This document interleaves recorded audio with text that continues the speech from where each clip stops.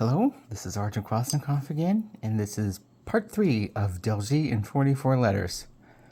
Again, thank you very much for watching this and for watching the first 2 parts if you have.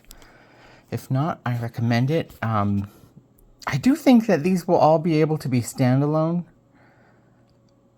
videos, more or less, just because each one is going to be a little bit different. There's not really an accumulative list of information that I'm giving. It's not like a regular educational class or anything like that. It's just going to be in these independent parts that hopefully will amount to a large set of information that loosely goes together. But I will be doing lots of like little follow-ups and clarifications along the way. So the next letter in the Delzhi alphabet and the original Dena'ina phonology is what I call the letter Ben. And this, like the last part, has a lot to do with perspective. This time it's a little bit more about geographical perspective and naming conventions. And the name Ben is very interesting for this because it begins with a B sound. And we're all very familiar with B's in our day-to-day life. And in Dena'ina, they're pretty much exactly the same. There's no real trick with B's. It's ba, ba, ba. But it's marks one of the big differences between, I drew a map again because I will be referring to a map, this Kenai Peninsula area and the west coast of the Cook Inlet on the slopes of the mountain range here, which I never know exactly what to call. Sometimes they're called the Alaska Range, sometimes it's called something else, because technically there's 2 that kind of meet each other up here in the north. And this whole basin, called the Cook Inlet Basin, is called the outer dialect area in Dena'ina, and they more or less have similar language conventions historically. And one of those things that mark this area's Dena'ina from the Dena'ina in the north, in the Anchorage Bowl in the Matsu area, or to the west of these mountains, kind of in the highlands on the way to western Alaska, is the use of B's. And in this area, there are a lot of words where we use B's, where in the other dialect areas would use the word, the letter V, the V sound. And it's very interesting because they, even though they're technically both not too related in phonology, like they're letters that are articulated a little bit differently. B is a bilabial plosive, which just means it is a utterance you make by using both your lips, and it's a very direct sound. V is a voiced, I'm not sure if it's I think it's a voiced labiodental fricative, which just means you make that humming sound when you kind of have your lower lip almost against your teeth. V, v, v. And so even though they're different like that, in the Dena'ina phonology, they're somewhat interchangeable, just because of how Dena'ina syllables are and how Dena'ina words are, that they're both sounds that make sense in a lot of the syntax and the ease of speaking. And I find it very fascinating because there are some words that have this change, there's some that don't. There's been an awful lot of work done, and I've just kind of loosely represented these different areas by different colored dots. For the Kenaitze dialect in particular, they have a very active revival community, and even they have some differences between the rest of this area where there's B's and V's being used in different ways. And I just think it's really interesting to point out So let's go ahead and make this letter Ben, and I will get into why it is called Ben shortly, but let's go ahead and make the shape right over here. Now, Ben is a fluid hook shape that starts in the bottom left and makes just a bit of a bump on top like that on the right. It's sort of like a flourishy, tipped on its side musical note in a way.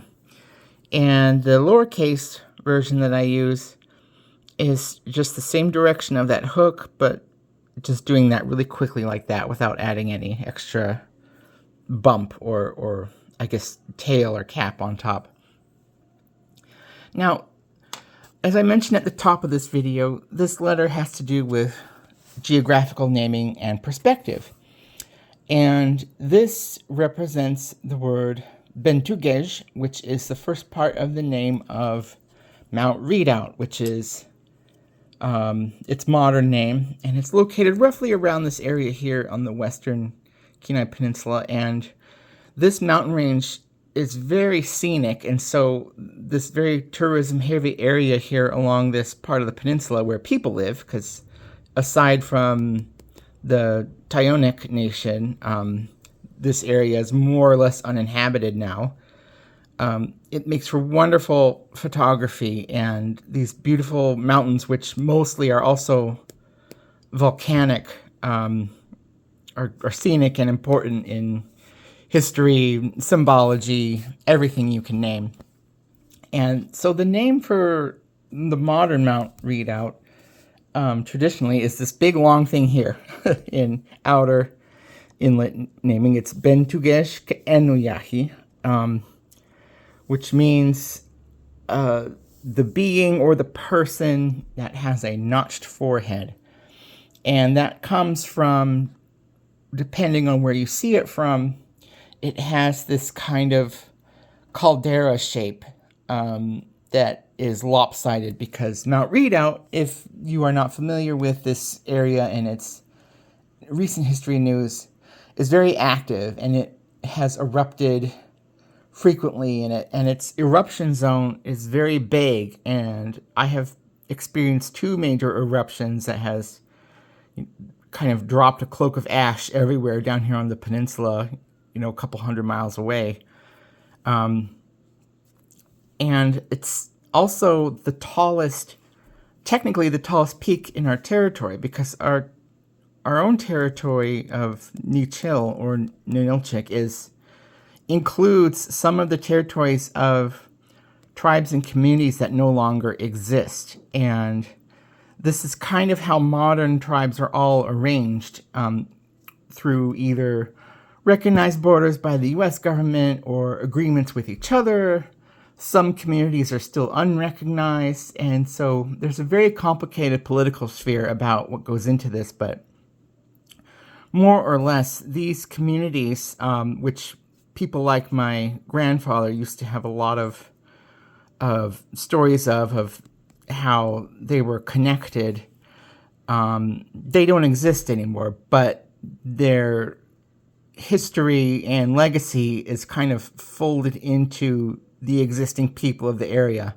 And that's where I think a lot of people could benefit from understanding is a lot of surviving people today, because of course most of the population was wiped out from a lot of disease, definitely war, battles, encroachment, both colonial and with each other, that the areas we represent kind of represent a broader family of cultures that if they were still around today, maybe they would be their own distinct people, but we just don't know because they're not here anymore. So it's kind of like we have to take on their memory as a legacy, and we all have to do our part to advocate for that story and that existence. And that's a really important part of why modern identity is so important as well. So that volcano, that's kind of what it looks like when you're in this little northernmost area here, the peninsula. But when you get farther north to where, and these are just loosely geographical centers of places like the Kanaitsi Nation and what's now called the Selenatov Nation, you can't really see the mountain to the south, which is also prominent here, called Mount Iliamna today. That's attributed to a neighboring dialect in the west, but in this dialect was called, here this word in the middle, Chanakalin. And so you can't see that from there, and the shape of the caldera changes. And also from up here, you can see another volcanic point, now called Mount Spur, which has the outer inlet name Kidazkeni, which means one burning inside, very much a word about its status as a volcano. And what is interesting to me is that when you're from this area, you can't see that mountain. It's not a part of your eyesight. You know about it through context and travel and connection, but it's not what the people who live here see. They don't see it as that. When we say the word the volcano, we are always talking about this one, currently Mount Redoubt. And so kind of from our perspective, if you were to carry over that naming convention and update it to a modern lens, we, if we still spoke Dena'ina, we may be calling this one Idazkeni, which is also a generic word for volcano in general. It just means something burning, because as we know through lore and legacy and geological science, they are kind of always burning inside, especially active volcanoes, and these are very much active. So I think that's really interesting to tell about Ben. So even though the word that's generally accepted by most of these areas is the name is this very long Bentugeshka Enliyahi, it may very well be updated through at least people in farther south here where I am. It could be the one that's just called Kidazkeni. And I like to refer to it as Idazi and Chinakal for short, just because I like the idea of imagining what names and terms would be if they were applied to our more modern sense of keeping things short and using acronyms and nicknames and shorthand. And so here's an example, to go back to the letter itself of Ben. Here's two examples. On the right, here's the word Bena, which means lake. And the name of this lake here, that's very big and pronounced on the Kenai Peninsula, is now called Tustumina, which is based on the Dena'ina word Duzdu Bena, which is two words put together for the name. So Bena means lake. But in the other dialects, north in the Matsu, not in my drawing range, in the inland towards the west, also not in my drawn range, they would use a V sound, Vena. And so when you're encountering Dena'ina terms and names, if you see more B's in the middle of words, you can make an educated guess that these words came from speakers in this area originally. And like I said, most of what we know about the outer dialect is from a handful of people farther up north here in Kanaitsi and Tyonek, that the people here, down here in Nichił and the Sladovia area, we haven't had native speakers in very long time. These were some of the first places that really succumbed to external cultural and political pressures, and there's still a little bit of interest left in the language and its implications, and that's yet another reason why I'm doing this alphabet. Is it's another way to convey the information and have this measure of keeping the visual identity of these things, that they exist and they're important, even though we may not use them in the way that the people before us have had in the past. That's all I wanted to mention for this third part. I hope that you kind of got something out of it. I will look forward to seeing you in the next one. Thank you.